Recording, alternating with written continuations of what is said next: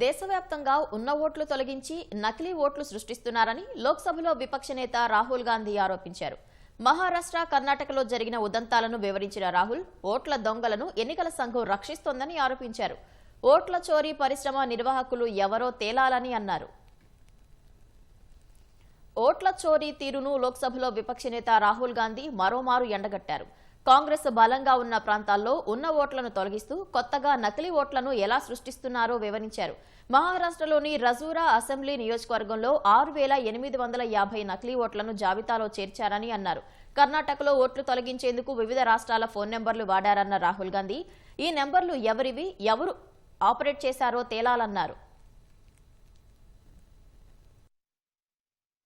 सुबह उठ के फाइल करते हैं, पता नहीं क्या हुआ। 4 बजे सुबह कहा कि भैया मैं 2 वोटर को डिलीट कर दूंगा और कितने 36 सेकंड में डिलीट करने खुश हो गए। हमारी माइंड में पहले सवाल था कि क्या इलेक्शन कमीशन भी सो रहा है, मगर नहीं, सोया कोई नहीं, जगे हुए हैं, सिस्टमैटिकली मदद हो रही है।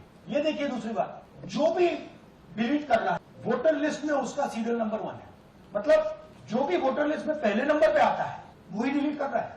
5वें नंबर वाला, 7वें नंबर वाला, 10वें वाला कोई नहीं कर रहा। तो हो क्या रहा है, सॉफ्टवेयर से ये काम किया जा रहा है। सॉफ्टवेयर प्रोग्राम कह रहा है पहला नाम निकालो और इसका प्रयोग करके डिलीट करो।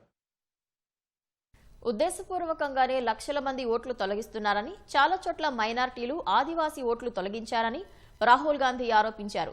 ఓట్ల తొలగింపుపై ఆధారాలు ఉన్నాయని అన్నారు. కర్ణాటక అసెంబ్లీ ఎన్నికల్లో వేల మంది ఓట్లు తొలగించారన్న రాహుల్ అధికారులకు తెలియకుండా ఓట్లు ఎలా పోతాయని ప్రశ్నించారు.